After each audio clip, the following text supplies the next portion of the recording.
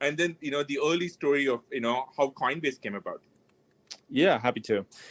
So, I studied computer science and economics. I was this kind of like shy, nerdy kid growing up. I was always interested in computers. And so when I went to college, I wanted to learn about how to program computers. And I also wanted to learn about business and economics and how the world works. And I always kind of had this sense that the financial system was a little bit broken, or it wasn't enabling innovation, or it wasn't accelerating quickly enough. And a couple of things in my life led me to that belief. I guess this is all before I even read the Bitcoin white paper, by the way. So one of them was that I spent a year living in Buenos Aires, Argentina, and I got to see up close a country that had gone through hyperinflation, and it kind of changed the whole culture of that country.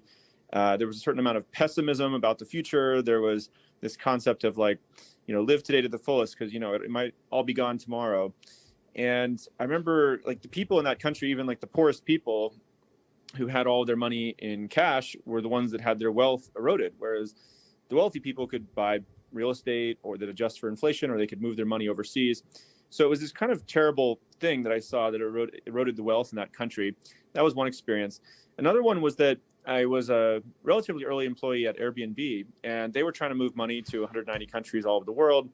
I got to see some of how that worked, and it was kind of shocking how inefficient it was. So, I remember we were trying to move money to Uruguay to pay people who were listing their homes on Airbnb.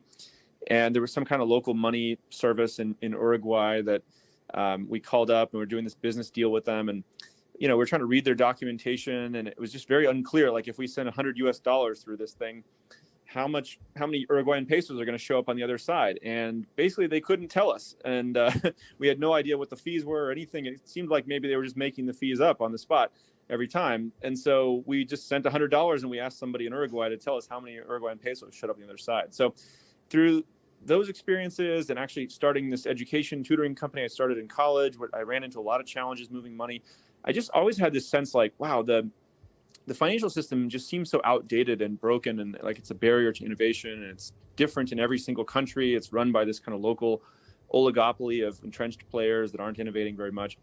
So fast forward to 2010, I was at home at my parents' house for Thanksgiving, and I happened to be reading Hacker News and saw this thing about the Bitcoin white paper, which had come out a couple of years earlier. And it really just immediately captured my attention. I remember reading it and thinking like, I don't think I fully understand it, but this is maybe the most important thing I've ever read. And then I subsequently read it a bunch more times and understood it a little bit better each time. And I was just trying to think through what the implications were of it. If any of you haven't already, I mean, I would recommend going out there and just reading the Bitcoin white paper. It's kind of like this amazing idea that got dropped on everyone's lap in the world. And like you mentioned in your first question, Shram, that nobody really knows who wrote it, which is kind of another amazing point. So, well, we now know it was Mark, but yeah, go on. Sorry. Yes. Well, let's not blow his cover. So, yeah, I mean, I couldn't stop thinking about it for about 6 months. I started to go to some Bitcoin meetups in San Francisco. I started to have this thought, like, maybe someone is going to build a company around this thing. The analogies that I had in my mind were, SMTP is another global decentralized protocol for email. And eventually people started building services like Gmail, where, you didn't have to, if you lost your phone or your computer, your email wasn't all gone. It was in the cloud, and people were doing security and backups for you. The other analogy I had was Git, the Git protocol, which developers use to write their software. It's version control.